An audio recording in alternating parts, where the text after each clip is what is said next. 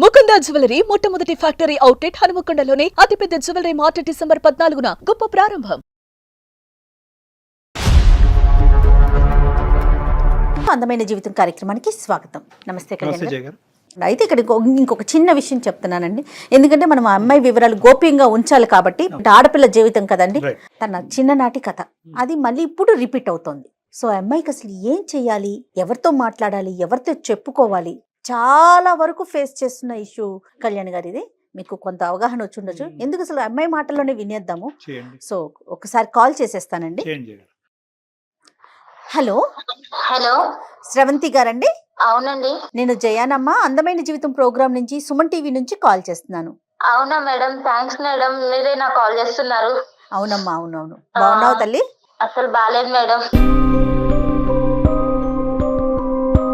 మాట వరుస చెప్పడానికి కూడా అసలు బాలేదు మేడం. అర్థమవుతోందమ్మా. అయితే నాతో పాటు డాక్టర్ కళ్యాణ్ చక్రవర్తి గారు ఉన్నారు స్టూడియోలో. ఒక్కసారి ఆయనతో మాట్లాడు తల్లి, నీకు మంచి సలహా ఇస్తారు. నువ్వే చెప్తావు నాకు చాలా మనసు ఊరట కలిగిందని.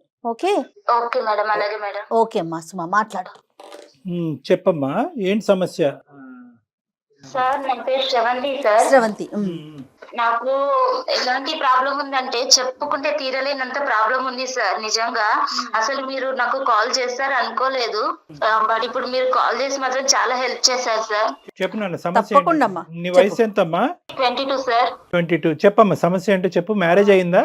సార్ నేను 9th క్లాస్ లో ఉన్నప్పుడు మా ఫ్రెండ్ ఇంటికి ఇట్లా కంబైన్ స్టడీస్ కోసం వెళ్ళేదాన్ని సార్. వెళ్తుంటే ఒక రోజు చాలా లేట్ అయిపోయింది. చాలా లేట్ అయిపోయిందని నేను వస్తున్నాను సార్. దారిలో వస్తుంటే ఎవరో ఫాలో అవుతున్నట్టు అనిపించింది నాకు. ఎవరో ఫాలో అవుతున్నట్టు అనిపిస్తే ఇంకా కొంచెం ముందుకు రాగానే ఒక ఆటో ఉంది సార్.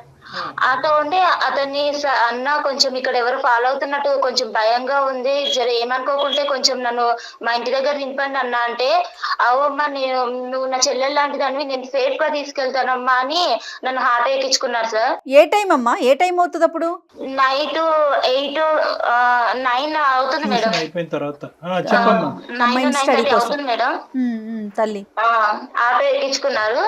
ఆటో ఎక్కించుకుని కొంచెం ముందుకెళ్ళగానే ఇట్లా టర్న్ తీసుకున్నారు. నేను చెప్పాను, అన్న మా ఇల్లు స్ట్రైట్ కే వెళ్ళాలి, ఇట్లా మీరు లెఫ్ట్ తీసుకున్నారంటే, లేదమ్మా ఇది షార్ట్ కట్, మీ ఇల్లు నాకు తెలుసు, నేను ఎప్పుడు ఇటు నుంచే వస్తుంటాను, నేను చాలా సార్లు చూసాను అన్నాడు. అన్నాక మేడం నేను కొంచెం అంటే నాకు అంత తెలియని కూడా తెలియదు మేడం, అట్లా ఆయన చెప్పింది నమ్మేశాను. సరే తీసుకెళ్తారేమో అనుకున్నాను. కొంచెం ముందుకెళ్ళగానే అన్ని చెట్లు వస్తున్నాయి, మొత్తము ముళ్ళు పొదలు అన్ని వస్తున్నాయి.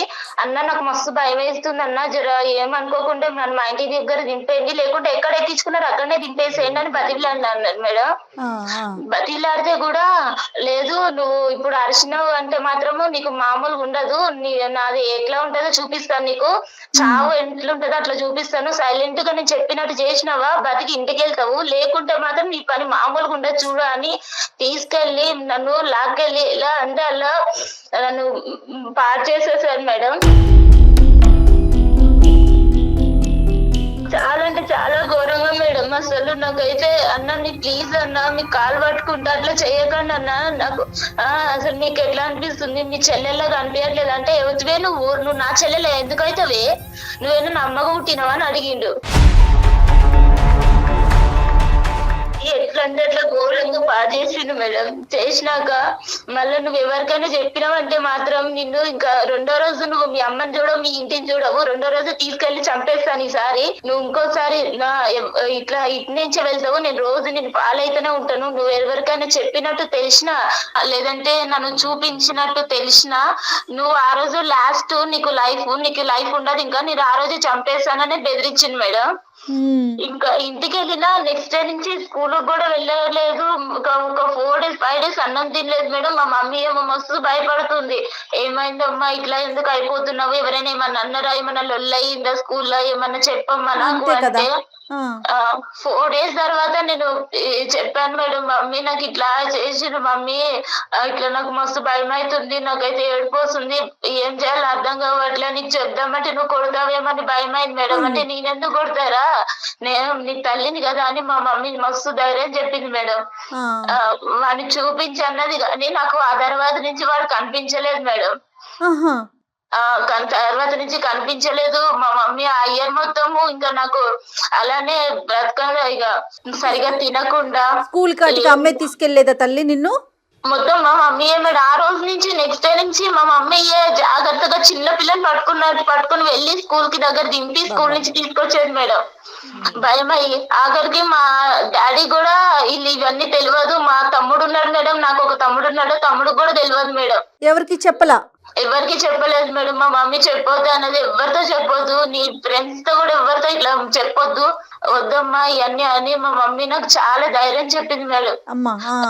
మా డాడీ కూడా ఇచ్చి పంపి ఎప్పుడైనా సరే మా మమ్మీయే తీసుకొస్తుంది మేడం. ఆ ఇయర్ అంతా అట్లా అయిపోయింది. ఇక 10th అయిపోయినాక డైరెక్ట్ నన్ను హాస్టల్ వేసేసారు మేడం. హాస్టల్ వేసాక ఇంకా డిగ్రీ వరకు కంప్లీట్ చేశాను. మా మమ్మీ నాకు ఇక డిగ్రీ అయిపోయాక పెళ్లి చేసుకుంది కానమ్మా, ఇంకా చదువు అయిపోయింది కదంటే, లేదమ్మా నాకు పెళ్ళొద్దు, ఏమొద్దు, నాకు అసలు ఇలా అయిపోయింది, వాళ్ళకి తెలిస్తే ఎవరికైనా తెలిస్తే మళ్ళీ అసలు మేడం చాలా అంటే చాలా అసలు అది నా మైండ్ లో ఎలా నాటుకుపోయిందంటే నన్ను అంత ఘోరంగా చేశారు మేడం వాడు ఆ రోజు.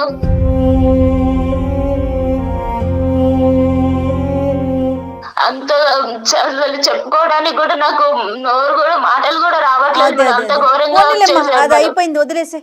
తర్వాత అయితే ఇక పెళ్లి చేసుకుంది కానమ్మా అని మా మమ్మీ పెళ్లి సంబంధాలు చూస్తుంది. వద్దమ్మా నాకు అసలు వద్దంటే మా మమ్మీ చాలా మోటివేట్ చేసింది మేడం. వద్దమ్మా ఇట్లాంటివి మర్చిపోవాలి, ఏదో దెబ్బ తగిలింది అనుకుని మర్చిపో, ఇలాంటివన్నీ మైండ్ లో పెట్టుకుని నీ జీవితం నాశనం చేసుకోకమ్మా, నీకంటూ నేను ఉన్నాను కదా, రేపు నేను లేకపోతే ఇంకెవరు, ఇలానే బ్రతకలేవు కదా అని ధైర్యం చెప్పి పెళ్లి చేసింది మేడం. వీడి ఇక్కడ మధ్యలో ఎక్కడ కూడా నీకు కలవలేదు కదమ్మా? కలవటం గానీ ఫోన్లు చేయటం గానీ ఏమీ చేయలేదు? ఆ తర్వాత అసలు ఒకసారి ఇట్లా అయిపోయినాక ఇంకెప్పుడు వాడి మొహం కూడా నేను చూడలేదు, నాకు ఎప్పుడు కలవలేదు సార్. ఓకే సరేనమ్మా. పెళ్లి అయిందమ్మా, పెళ్లి అయిన తర్వాత ఏమైంది? పెళ్లి అయిపోయినాక మా హస్బెండ్ మాకు చాలా మంచోడు సార్. అంటే ఇవన్నీ ఏం తెలియదు, మా మమ్మీ చెప్పొద్దు అన్నది నేను చెప్పలేదు సార్. తర్వాత కొంచెం మంచిగా చూసుకున్నాను. ఒక 7 months వరకు మా ఆయన దగ్గరికి వెళ్ళాలంటేనే నాకు చాలా భయం అయింది సార్. మా అమ్మకి చెప్తే మా అమ్మ అన్నది కొంచెం చిన్న పిల్ల కదయ్యా, ఏం అనుకోకు, కొంచెం అడ్జస్ట్ అవ్వు, రాను తెలుసుకుంటది అని మా మమ్మీ సర్ది చెప్పేది మా ఆయనకు కూడా. అలా అయ్యాక కొంచెం మా ఆయన చూపించే ప్రేమ, మా ఆయన ఇట్లా మంచిగా చూసుకోవడం చూసి ఇక మా ఆయనకి దగ్గరయ్యాను సార్. ఇక మాకు ఒక పాప కూడా పుట్టింది సార్. 1 year పాప ఉంది ఇప్పుడు నాకు. పాప కూడా పుట్టింది సార్. ఇక తర్వాత ఒక రోజు మా ఆయన ఒక ఫంక్షన్ ఉంది, ఇట్లా ఉందమ్మా నేను వెళ్ళేసి వస్తా, మా ఫ్రెండ్స్ అందరినీ ఇట్లా కలిసేసి రావాలి, రీయూనియన్ జరుగుతుందని వెళ్తున్నాను, మా ఫ్రెండ్స్ చిన్నప్పటి ఫ్రెండ్స్ అందరు కలుస్తున్నారు, నేను వెళ్ళేసి వస్తాను అని ఒక రోజు వెళ్ళారు మేడం. వెళ్ళాక ఇంకొక రోజు నైట్ వాళ్ళ ఫ్రెండ్ తీసుకుని వచ్చారు. ఆయనని చూడగానే సార్ నాకు అక్కడనే గుండె ఆగిపోయింది.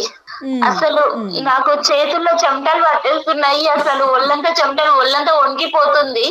ఎందుకలా? నాకు 9 years బ్యాక్, నాకు 9th class లో ఉన్నప్పుడు నన్ను ఎవరైతే ఆటోలో తీసుకెళ్లి నన్ను పాడు చేశాడో వాడే మా హస్బెండ్ తో వచ్చాడు సార్, మా హస్బెండ్ ఫ్రెండ్ అని. ఇక వాడు నన్ను చూడగానే ఎందుకో సార్ ఎట్లా కన్నింగ్, ఎంత ఏదో సాడిష్ నవ్వినట్టు నవ్వుతున్నాడు. మళ్ళీ మా ఆయన దగ్గరకు వచ్చి, మీ భార్యనా, నాకు చెల్లెలవుతుంది కదా, నువ్వు చెప్పనే లేదు, ఇప్పటిదాకా చూపించనే లేదు అని చాలా సొంత మనిషిలాగా మాట్లాడుతున్నాడు. నన్ను చూస్తూనేమో ఇంత కన్నింగ్ గా చూస్తున్నాడు. నీకు అర్థమైంది? అర్థమైపోయింది. నాకు అప్పటికే భయం అవుతుంది, కాళ్ళు చేతులు అంతా వణికిపోతున్నాయి. మా ఆయన అడిగాడు, ఏంటి శ్రవంతి ఇట్లా జ్వరం వచ్చిందా ఏంటి, అట్లా అయిపోయావు, ఇందాకలాగా బానే ఉన్నావు కదా, ఇప్పుడు ఏమైంది అంటే, చెల్లెలకి ఏమన్నా నీరసంగా ఉందేమోరా, తిన్నదో లేదో అడుగు ఒకసారి, నువ్వు లేవని, నువ్వు ఇటు వచ్చావు కదా, నువ్వు లేవని తినలేదేమో అని ఎంత చాలా నైస్ గా మాట్లాడుతున్నారు మా ఆయనతో. ప్రేమ కురిపించాడు. ఆ తర్వాత నుంచి మేడం నెక్స్ట్ డే నుంచి రోజు రావడం స్టార్ట్ చేశాడు ఇంటికి. రోజు రావడం స్టార్ట్ చేశాడు. ఇక మా ఆయనకేమో ఇట్లా లెటర్స్ రాస్తున్నాడు, ఆకాశరామన్న లెటర్స్ లాగా రాస్తున్నాడు. నీ భార్య గురించి నీకు తెలుసా, నువ్వు ముందే కనుక్కున్నావా, నీ భార్య ఎవరితో ఎఫ్ఐఆర్ ఏం లేదా, నీ భార్యకి ఏమన్నా ఇంతకు ముందు ఏమన్నా ఉందా, అన్ని కనుక్కుని చేసుకున్నావా అన్నట్టు ఇట్లా లెటర్స్ రాయడం స్టార్ట్ చేశాడు మేడం. మెసేజ్లు కానీ లెటర్స్ కానీ రాయటం మొదలు పెట్టాడు. కానీ మీ హస్బెండ్ వచ్చి నిన్ను ప్రశ్నించాడమ్మా ఏంటి ఇదంతాని అడిగాడా? ఒక్కసారి అడిగాడు సార్, ఇట్లా ఏమై ఇట్లా లెటర్స్ వస్తున్నాయంటే నాకు తెలియదండి, ఇట్లా ఇవన్నీ నాకెలా తెలుస్తుంది, నేను చిన్నప్పటి నుంచి మా అమ్మ దగ్గరనే పెరిగాను, తర్వాత హాస్టల్కి వెళ్ళిపోయాను, నాకు ఇలా ఎవరు కూడా తెలియదు, అలా మీరు ఎలా అనుకుంటారు ఎవరో రాసిన ఉత్తరాలు బట్టి అని అడిగాను. అడిగితే సరేలే సరేలే అంటున్నారు కానీ రోజుకు ఒక లెటర్ వస్తుంది సార్. కాదమ్మా శ్రవంతి, నువ్వు ఇప్పుడు మనకు ఏంటంటే మనకి ఇక్కడ చిన్న అదృష్టమా ఏంటి అనేది తెలియదు కానీ మీ భర్త మంచివాడు అనేటటువంటి ఒక మాట నువ్వు నాకు చెప్పావు కాబట్టి నేను చాలా హ్యాపీగా ఫీల్ అయ్యాను. నీ భర్తకి నువ్వేంటో తెలుసు, నీకు నువ్వు భర్త ఏంటో తెలిసినప్పుడు ఇప్పటికైనా కూడా గుట్టిప్పి ఇది జరుగుతుందని చెప్పుంటే సరిపోద్ది కదా, ఎందుకు భయపడ్డావు? సార్ ఇప్పుడు నేను ఇప్పుడు చెప్తే ఎలా సార్, పెళ్ళి అవ్వక ముందో పెళ్లి తర్వాత ఫస్ట్ చెప్పుంటే ఆయన నన్ను అర్థం చేసుకునేవారేమో. ఇప్పుడు వీడు కళ్ళ ముందుకు వచ్చాక ఇప్పుడు చెప్తే మోసం చేస్తాను అన్నదా సార్? అమ్మ ఇక్కడ ఏంటంటే వాడికి ఇప్పుడు ఎవడైతే ఈడు ఉన్నాడో ఈ దొంగన డాష్ గాడు, వీడు బాగా స్టడీ చేశాడు చిన్నప్పటి నుంచి, మీ హస్బెండ్ని స్టడీ చేశాడు. ఎందుకంటే చిన్ననాటి స్నేహితుడు, ఇతను చాలా మంచోడు, ఇతను నోట్లో నాలుగు లేదు అనేది అక్కడ స్టడీ చేశాడు. ఇక్కడ ఏమొచ్చి నువ్వు బాధితురాలు పొజిషన్లో ఉన్నావు కాబట్టి అప్పుడు గుట్టు ఇప్పందని ఇప్పుడు ఎందుకు గుట్టు ఇప్పుతావు అనేటటువంటి ఉద్దేశం ఎంతో ఏంటంటే రెండు వైపుల నుంచి వాడికి అడ్వాంటేజ్ అయిపోయింది. అడ్వాంటేజ్ అవటం వల్ల ఏమవుతుందంటే సెకండ్ అటెంప్ట్ లోకి వచ్చాడు. ఇప్పుడు ఫస్ట్ అటెంప్ట్ లో మానభంగం చేశాడు, సెకండ్ అటెంప్ట్ లో ఇంకో అటెంప్ట్ అంటే నీ దరిదాపుల్లోకి వచ్చేస్తున్నాడు అనమాట, మళ్ళీ ఎంట్రీ ఇస్తున్నాడు వాడు. ఇస్తున్నాడు సార్. ఆయన నాకు కాల్ చేశాడు, వాడు నా నెంబర్ మా హస్బెండ్ నుంచి తీసుకున్నారో ఎట్లా తీసుకున్నాడో నాకు కాల్ చేశాడు. చేసి ఏంటి బాగున్నావా, అన్ని మర్చిపోయావా, కొత్తగా మళ్ళీ నీకు కొత్త ఎక్స్పీరియన్స్ అవుతుందా అని ఎలా అంటే అలా చండాలంగా మాట్లాడుతున్నాడు. నాతో ఎక్స్పీరియన్స్ బాగుందా మీ ఆయనతో బాగుందా అన్నట్టు మాట్లాడుతున్నాడు. నేను చెప్పాను, మా ఆయనకు చెప్తాను నువ్వు ఇలాంటి పనులు చేసావంటే అంటే ఒకసారి చెప్పి చూస్తా నేను కూడా అని బెదిరిస్తున్నాడు. అంటే వాళ్ళ ఆయనకు చెప్తానన్నా కూడా భయపడట్లా వాడు? అస్సలు లేదు మేడం, నువ్వు చెప్పి చూడు ఒకసారి, నీ లైఫ్ ఎట్ వెళ్తుందో మీ ఆయన లైఫ్ ఎట్ వెళ్తుందో నువ్వే చూద్దు గానీ నీ కళ్ళతో. అతనికి పెళ్ళైనట్టు ఏమైనా తెలిసిందమ్మా ఈ ఆటో అతనికి? లేదు మేడం, నాకు అంటే నేను ఆ తర్వాత వాడు అట్లా చేసాను, నేను ఇంతవరకు కలవలేదు. కాదు, మీ ఆయన ద్వారా ఇప్పుడు ఈ 10 రోజుల్లో? లేదు మేడం, వాడి ప్రస్తావన ఎత్తాలంటేనే నాకు భయంగా ఉంది మేడం. మా ఆయన దగ్గర నువ్వు చెప్పాల్సింది కదా, ఎందుకు వేరే వాళ్ళని ఇంటికి తీసుకొస్తున్నావు, పద్దాక తీసుకురా మాకు నాకు ఇబ్బందిగా ఉంది అట్లా ఏదన్నా చెప్పకపోయావు? అంటే చెప్పాను మేడం, అంటే మా ఇంటికి ఇంతకు ముందు కూడా మా ఆయన ఫ్రెండ్స్ చాలా మంది వచ్చేవాళ్ళు, వాళ్ళ దగ్గర ఎప్పుడు ఎవరి దగ్గర ఏం చెప్పండి కానీ ఈయన దగ్గర చెప్తే ఏమనుకుంటాడని అదొక భయం అయింది మేడం. అయినా ఈయన మా ఆయన ఉన్నప్పుడు నాతో చాలా మంచిగా ఒక సొంత చెల్లెలతో మాట్లాడినట్టు మాట్లాడుతున్నాడు. తిన్నావా చెల్లెమ్మా, తినలే, ఏం చేస్తున్నావమ్మా, పాప ఎలా ఉందమ్మా అని మాట్లాడుతున్నాడు. దుర్మార్గుడు. అలా ఉన్న అతని మీద నేను కంప్లైంట్ ఇద్దామన్నా కూడా నాకు ధైర్యం సరిపోవట్లేదు మేడం. నేను ఆ రోజు బలైపోయిన దానికి ఇప్పుడు ఎంత నరకం చూస్తున్నానంటే మేడం, వాడంత నరకం పెడుతున్నాడు నన్ను. అయితే నాకైతే నిజంగా చచ్చిపోతుంది మేడం. ఎందుకమ్మా దీనికి చాలా సింపుల్ సొల్యూషన్ లేదు తల్లి, ఇందులో చాలా సింపుల్ సొల్యూషన్ ఉంది. నీతో పాటు పెద్ద సైన్యం మేము ఉన్నాం, వాడిని తాట తీస్తాం, వాడిని ఊరికే వదులుతావా వాడిని? నువ్వు ఎందుకు అంత భయపడుతున్నావు? నీ భర్త మంచివాడు, అది ప్రధానమైనటువంటి అంశం. నువ్వు నీ భర్తకి చెప్పొచ్చు.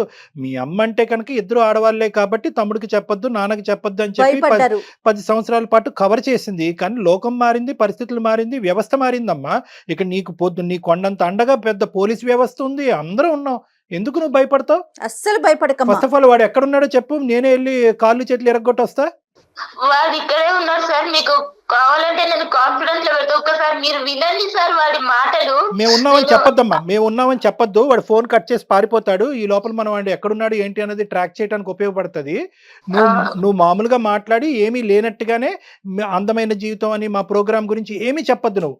ఓకే, నువ్వు సింపుల్ గా ఏంటంటే నువ్వు రెగ్యులర్ గా మాట్లాడుతున్నట్టుగానే ఎక్కడున్నావు ఏం చేస్తున్నావు అన్నట్టుగా మాట్లాడి నన్ను వదిలేసేవా, నన్ను ఇబ్బంది పెట్టద్దు, మీరు రెగ్యులర్ గా ఏదైతే మాట్లాడతారో అది మాట్లాడు. సరేనా? తర్వాత వాడు గొంతుకు లెగుస్తా చూడు, అప్పుడు నేను జయ గారు అందుకుంటాం. నువ్వు ఇంట్రడ్యూస్ చేయొద్దు, మమ్మల్ని ఇంట్రడ్యూస్ చేయొద్దు. నేను ఆల్రెడీ లాస్ట్ టైం సూసైడ్ చేసుకుందామని సూసైడ్ దాకా వెళ్ళాను సార్, కానీ నా పాప మొహం చూసి వెనక్కి వచ్చేసాను సార్. ఇప్పుడు బ్రతకాలన్నా కూడా నాకు అసలు వేరే లేకుండా అయిపోతుంది సార్. శ్రవంతి బంగారం ఒకే మాట చెప్తున్నాను, ఇది నీ గురించి నేను చేయట్లేదు. రేపొద్దున ఈ దరిద్రుడు ఇలాంటి దరిద్రులు నీ కూతురు వరకు వచ్చినా కూడా ఆశ్చర్యపడక్కర్లేదు. అది ఎందుకంటే ఇక్కడ నీ జీవితాన్ని నిన్ను ప్రొటెక్ట్ చేసుకోవటం, నీ మ్యారేజ్ని ప్రొటెక్ట్ చేసుకోవటం కాదు.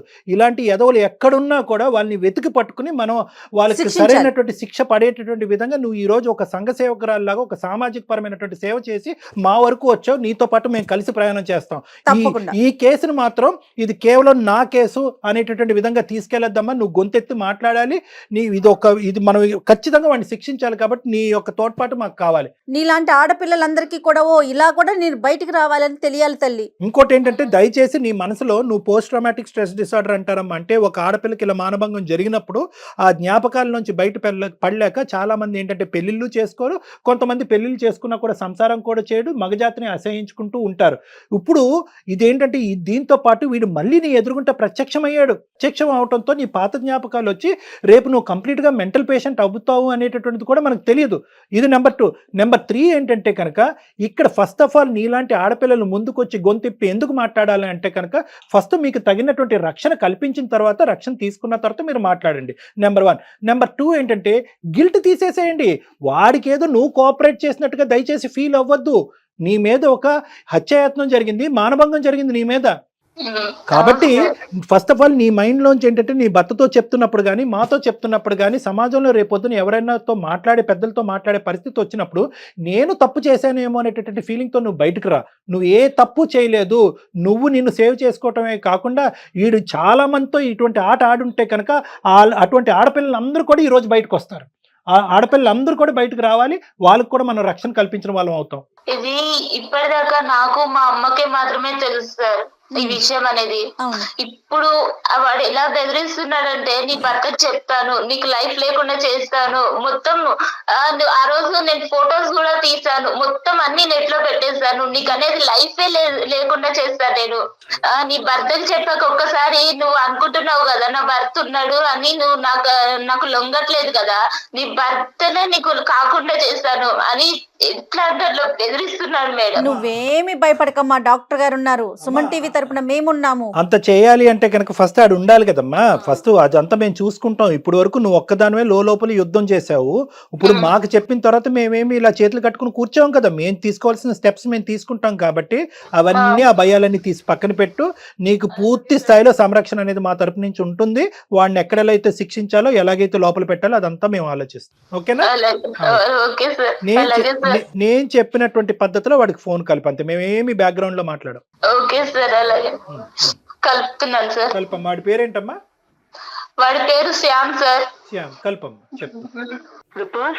ఇంతమంది పసిపిల్లల అబ్యూస్ కి గురవుతున్నారు కదా కళ్యాణ్ గారు. మన దగ్గరికి వచ్చింది హ్యాపీ రామమ్మాయిలు ఎంతమంది ఉన్నారు? మీరు మాట్లాడుతున్న వ్యక్తి మీ కాల్ ను హోల్డ్ లో ఉంచారు. వాడి బాధితులు ఎంతమంది ఉన్నారు? ఇటు ఫ్యామిలీకి చెప్పుకోలేరు. హలో హలో ఏం సంగతి? కాదు, నేను చెప్పేది ఒకసారి విను ప్లీజ్. నువ్వు నన్ను ఇలా ఏడిపించకు. ఇలా నువ్వు కాల్ చేస్తేనే నాకు హార్ట్ అటాక్ వస్తుంది, నాకు గుండెల్లో వణుకొస్తుంది. ప్లీజ్ నీకు దండం పెడతా. ఎందుకు నన్ను ఇంత బ్లాక్ మెయిల్ చేస్తున్నావు? నువ్వు చేసిన దానికి ఏ రోజైనా నేను బయట పెట్టానా? నేను వదిలేసాను కదా. ఇప్పుడు మళ్ళీ ఎందుకు నా లైఫ్ లోకి వచ్చి ఇట్లా ఆడుకుంటున్నావు? నువ్వు అంటే నాకు ఇష్టం అనేది చెప్తున్నావు కదా. నువ్వు ఏమని ఇష్టం అంటున్నావు? ఒకసారి పాడు చేసేసి నన్ను నా లైఫ్ అంతా పాడు చేసేసావు. నాకంటూ వెనక్కి తిరిగి చూసుకుంటే నువ్వు చేసిన అగాయించిన తప్ప నాకంటూ ఒకటి సంతోషం అనేది లేకుండా చేసావు. మళ్ళీ ఇప్పుడు నా భర్తతో నేను కొద్ది గొప్ప మర్చిపోయిన భర్తతో సంతోషంగా ఉంటే ఇప్పుడు మళ్ళీ నువ్వు నా లైఫ్ లోకి వచ్చి నా లైఫ్ నాశనం చేయాలని చూస్తున్నావు. ఏం అధికారం ఉందని చెప్పు నా లైఫ్ ని ఇట్లా ఆడుకుంటున్నావు? నా మీద ఇష్టం ఉంటేనే కదా నువ్వు ఇన్ని రోజుల పంట చెప్పకుండా ఉండేది. నేను ఇష్టంతో కాదు, నా తల్లి చెప్పిన మాట కోసం. మా అమ్మ వద్దమ్మా ఆడపిల్ల జీవితం బయటికి వెళ్తే అల్లరవుతుందని మా అమ్మ నాకు చెప్పిన మాట కోసం నేను చెప్పలేదు.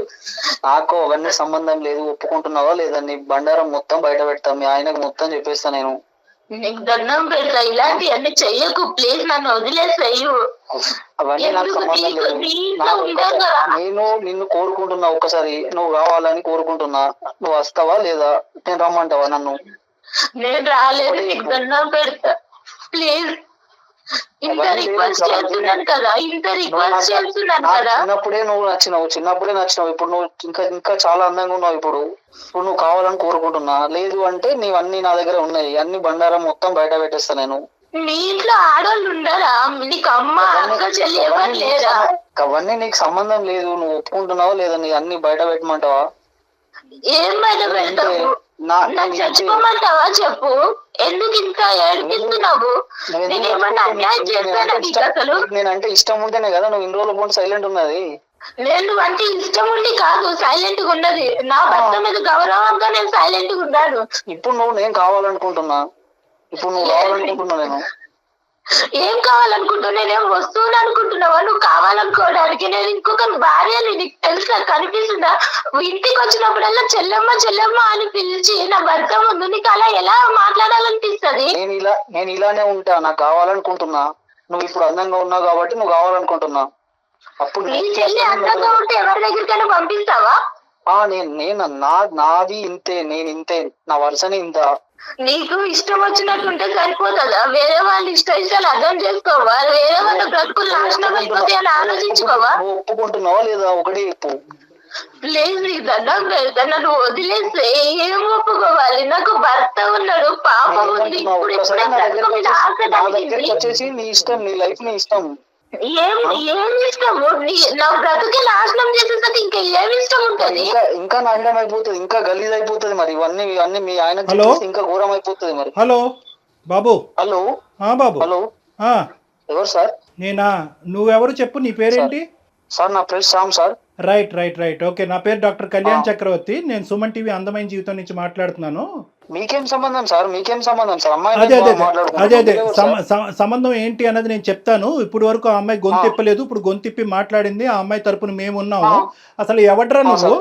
ఎవడు నువ్వు? ఎవడ్రా నువ్వు? అసలు మీకేం సంబంధం? ఏ సంబంధం ఉందో లేదో తర్వాత తేల్చుకుందాము. నువ్వు ఎక్కడున్నావు చెప్పు ఫస్ట్. అసలు నువ్వు ఎవడు? అసలు ఏం చేసావు ఈ అమ్మాయితో చిన్నప్పుడు? పర్సనల్ బొక్క ఏంద్రా మాట్లాడేది నువ్వు? నీకెందుకు సార్? తన పర్సనల్. నీకేంటి ఏం మాట్లాడుతున్నావు నువ్వు? నువ్వేం చేసావు ఈ అమ్మాయితో చిన్నప్పుడు? ఇప్పుడు ఏం చేస్తున్నావు? ఎంతమంది ఆడవాళ్ళు నీ లిస్ట్ లో ఉన్నారు? ఎంతమంది ఆడవాళ్ళతో జీవితాలతో నువ్వు ఆడుకుంటున్నావు? ఎంతమంది ఆడవాళ్ళని మానభంగం చేసావు? ఎంతమంది ఆడవాళ్ళని బ్లాక్ మెయిల్ చేస్తున్నావు?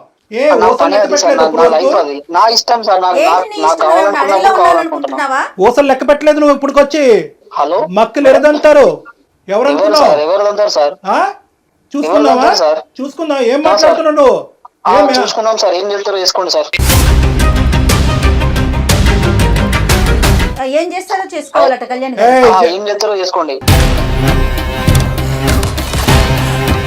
నువ్వు ఎంతమంది ఉన్నారు? నువ్వు ఎంతమందితో ఇలా ఆడుకున్నావు అన్నది ఒక్కసారి నాకు చెప్పు. ఈ అమ్మాయి ఒక్కతేనే ఎంతమంది ఉన్నారు? మొత్తం అందరినీ ఆడపిల్లలందరూ ఎవరినైతే నువ్వు ఆడుకున్నావు అందరినీ బయటకు తీసుకొస్తా. అమ్మాయి నా పర్సనల్ సార్. మీరెవరు సార్ మధ్యలో? మీకేం సంబంధం సార్? ఏంటి పర్సనల్? నా పర్సనల్ అమ్మాయి. అసలు పర్సనల్ నువ్వు ఎక్కడున్నావు చెప్పు. అసలు ఎక్కడున్నావు? ఏ ఊర్లో ఉన్నావు నువ్వు? నీ మొత్తం నీ వాయిస్ అంతా రికార్డ్ అవుతుంది. నువ్వు ఎక్కడున్నావు మొత్తం అంతా ట్రాక్ చేస్తున్నావు. నీ లొకేషన్ తెలుసు. కానీ సార్ భయపడేది లేదు. సమస్యలే భయపడే అదే నీ సంగతి ఏంటో మేము తెలుస్తాము. నీతో ఒక్క నిమిషం కూడా ఇంకెక్కువ మాట్లాడవలసినటువంటి అవసరం లేదు. ఏమయ్యా, నీకు ఒక తల్లి, ఒక అక్క, ఒక చెల్లి ఉందా? నువ్వు మనిషివా?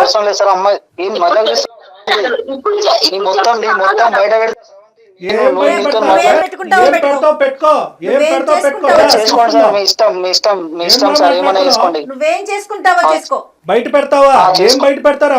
కాళ్ళు చేతులు ఉండాలి కదా నీకు, మెడ మీద తలకే ఉండాలి కదా నువ్వు బయట పెట్టాలంటే. చూసుకుందాం. చేసుకోండి సార్. మీ ఇష్టం ఉన్నాడు చేసుకోండి. ఏం చేసుకుంటారు చేసుకోండి. అది ఇప్పుడు దారిలోకి వచ్చి నీ పని చెప్తా ఉండు. అసలు నువ్వు ఫోన్ చేసుకోండి సార్. నీతో అసలు ఒక్క నిమిషం కూడా మాట్లాడటానికి లేదు. లొకేషన్ కూడా ట్రాక్ చేసాము.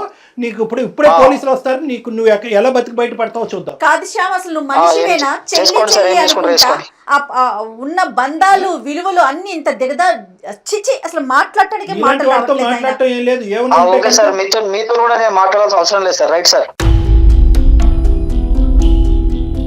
వాడేం మనిషి కళ్యాణ్ గారు? అసలు భయం కూడా లేదా మనిషికి? మేడం ఇప్పుడు వాడు ఏంటంటే ఈ అమ్మాయితో ఒక్కటే. శ్రవంతి నువ్వు లైన్ లో ఉన్నావమ్మా? పెట్టేశాడు కదా అతను. పెట్టేశారు మేడం. చూసారా సార్ మీ ముందు ఎలా మాట్లాడుతున్నాడు, ఎంత టార్చర్ పెట్టుంటారా? అమ్మ ఇది సుమన్ టీవీ వరకు స్రవంతి తీసుకొచ్చినటువంటి ఒక కథ మాత్రమే. ఇలాంటి ఎన్ని కథలు ఉన్నాయేమో అన్నట్టు నాకు అనిపిస్తుంది. ఎందుకంటే కనుక మనం ఎందుకు ఎవరినైనా క్రానిక్ అఫెండర్ అని మనం ఎప్పుడు అంటాం, పీడోఫైల్స్ అంటాం. అంటే చిన్నపిల్లల్ని సెక్షువల్గా మానభంగం చేసుకుంటూ వాడుకుంటూ పెద్దవాళ్ళకి చెప్పకుండా భయపెడుతూ వాళ్ళ నోట్లో గుడ్డలు కూరేటటువంటి ఇలాంటి వాళ్ళు పీడోఫైల్స్ అంటారు. ఎందుకు వీడి గురించి ఇంత ప్రత్యేకంగా మనం ఈ రోజు మాట్లాడుకోవాలి, నాకు ఎందుకు అంత స్థాయి కోపం వచ్చిందంటే ఈ టోన్లో నేను ఎప్పుడూ మాట్లాడలేదు. ఎందుకంటే వీళ్ళందరూ చాప కింద నీరులాగా చాలా మంది ఆడపిల్లలతో కుటుంబ సభ్యుల్లోనే ఉండేటటువంటి ఎదవలు కొంత ఉన్నారు. ఈడంటే కనుక బయట ఎక్కడి నుంచో పరిచయం అయ్యి నీకు తెలిసి తెలియకుండా ముక్కు మొహం తెలియని వాడు ఆటో ఎక్కావు.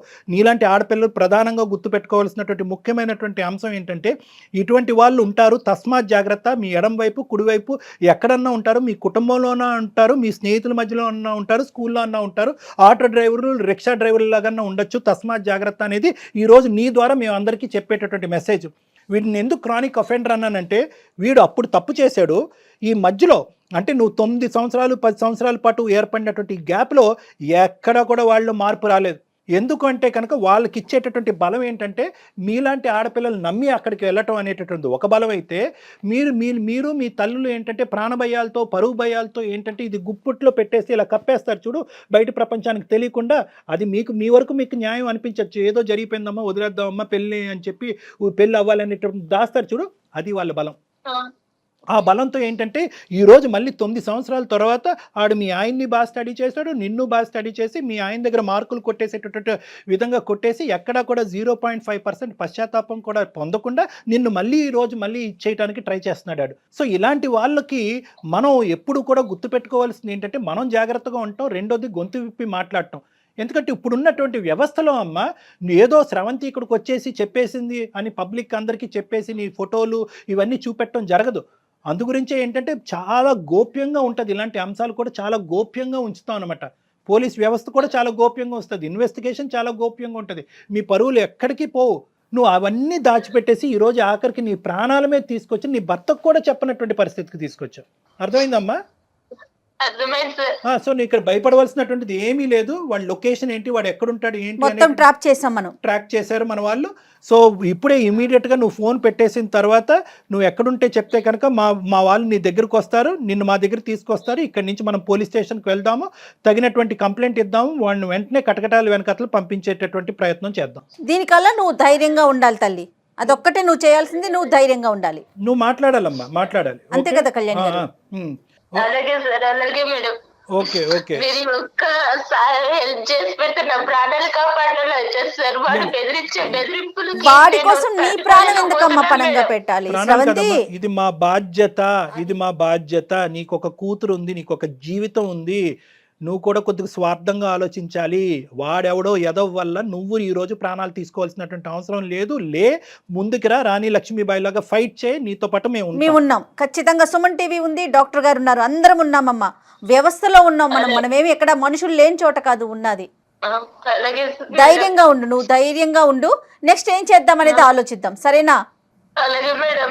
నువ్వు అసలు నీకు ధైర్యమైన ఏంటంటే సుమన్ టీవీ అందమైన జీవితానికి నువ్వు ఎప్పుడైతే మెయిల్ చేసావో అప్పుడే నీకు ధైర్యం ఉన్నట్లే. ఓకే, అర్థమైందమ్మా? నువ్వు ఎక్కడ తగ్గద్దు, నువ్వు జాగ్రత్తగా ఉండు, తలుపులు వేసుకుని ఉండు, జాగ్రత్తగా ఉండు. మేము ఏ స్టెప్స్ తీసుకోవాలో ఆ స్టెప్స్ తీసుకుంటాం. నీ లొకేషన్ షేర్ చేయమ్మా, నీ అడ్రస్ కూడా షేర్ చేయి, మేము చేస్తాం ఏం చేయాలంటే. ఓకే, చేస్తాను సార్. ఇప్పుడు అది బెదిరించారు కదా, వాడు ఇప్పుడు ఇంటికి వచ్చి ఏం చేయాలి? ఏం చేయడమ్మా, వాడు ఏమి చేయడమ్మా. మేము తక్షణమే నీ చుట్టుపక్కల ఉండేటటువంటి వాళ్ళతో కూడా మేము మాట్లాడతాము, పోలీసులను కూడా అక్కడ దగ్గరలోకి పంపిస్తాము. మొత్తం నీకు కావాల్సిన రక్షణ అంతా కూడా మేము ఇస్తాం, డోంట్ వరీ. వాడు ఎప్పుడైతే ఇప్పుడు డాక్టర్ గారు మాట్లాడారో అప్పుడే అతనికి అర్థమైంది, ఓహో ఈ అమ్మాయి ఎవరికో చెప్పేసింది అన్న విషయం అతనికి అర్థమైపోయే ఫోన్ పెట్టేశాడు. ఓకేనా? నువ్వేం భయపడకు తల్లి. మేడం చిన్న హెల్ప్ చేయండి మేడం, చిన్న ఒక్క సాయం చేయండి మేడం. చెప్పమ్మా, చెప్పు. ఈ విషయం నా భర్తకి నేను ఎలా చెప్పాలో నాకు అర్థం కావట్లేదు మేడం. డోంట్ వరీ అమ్మా, డోంట్ వరీ. ఆ పాత్ర కళ్యాణ్ గారు తీసుకుంటారు. భర్తకి అర్థమయ్యేలాగా కొంచెం చెప్పండి మేడం. తప్పకుండా.